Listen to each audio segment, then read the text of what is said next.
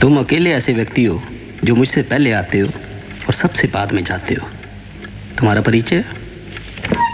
भीमराव अंबेडकर। हाँ, आखिर हम मिल ही गए। प्रोफेसर सेलिगमैन तुम्हारे बारे में काफ़ी बातें करते हैं। मैं लजपत राय। बाहर चलकर थोड़ी गुफ्तगू हो जाए। अंबेडकर स्वतंत्रता संग्राम। ओह आई एम सॉरी, मैं अपने बारे में बताना तो भूल ही गया। आपको कौन नहीं जानता सर? प्रोफेसर सेलिगमैन उस इकोनॉमिक्स थीसिस की बड़ी तारीफ करते हैं जो तुम उनके लिए लिख रहे हो। हमें इस संघर्ष में तुम जैसे नौजवानों की ज़रूरत है। अंबेडकर, ये समय बड़ी उथल पुथल का है। महायुद्ध ने ब्रिटेन को ख़त्म कर दिया है। हमें इसका फ़ायदा उठाना चाहिए। तुम्हें तो पता होगा, तिलक ने हिंदुस्तान में होम रूल लीग शुरू किया और मैंने अपना संघर्ष यहाँ से जारी रखा है। अंग्रेज़ देश से निकाल सकते हैं लेकिन मुझे हरा नहीं सकते। कल हमने यहाँ एक मीटिंग रखी हुई है। आई एम सॉरी, मैं नहीं आ सकूंगा। मैं यहाँ महाराज की स्कॉलरशिप पे पढ़ रहा हूँ, बड़ौदा स्टेट के।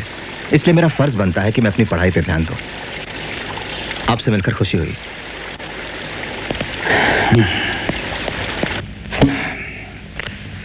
तुमने अक्सर मुझे ये कहते सुना होगा कि पढ़ाई का मकसद सिर्फ दुनिया को समझना नहीं, उसे बदलना भी है ना? मुझे ही देखो, मैं पढ़ाता हूँ, किताबें भी लिखता हूँ, लेकिन मैं निग्रो अर्बन लीग का एक संस्थापक भी हूँ। मैं जानता हूँ सर। मुझे गलत मत समझना, मुझे तुम्हारी पढ़ाई से शिकायत नहीं। तुम मेरे सबसे अच्छे स्टूडेंट हो। आओ चले। मुझे अफसोस है अंबेडकर, अफसोस ये है कि तुम अपने देश की आज़ादी के लिए चल रही राजनीतिक गतिविधियों में हिस्सा नहीं लेते। मैं अमेरिका पढ़ने आया हूँ, न कि लाजपत राय जी की होम रूल लीग में शामिल होने। आप अगर यही कहना चाहते हैं सर, तो मुझे अपनी जिम्मेदारियों का पता है।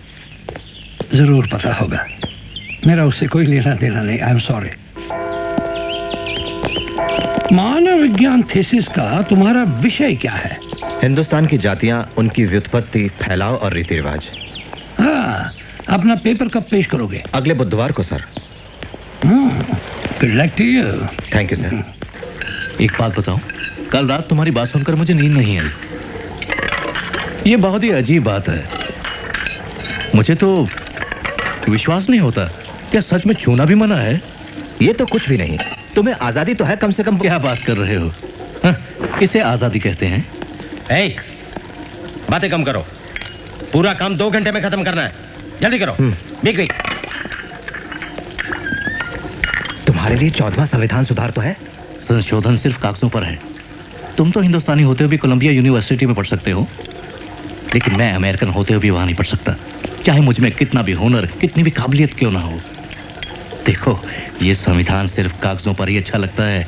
असलियत में काला आदमी काला होता है और गोरा गोरा, और दोनों कभी एक नहीं हो सकते। तो तुम रडियार्ड किपलिंग पढ़ते हो? क्या किताबें सिर्फ तुम ही पढ़ते हो?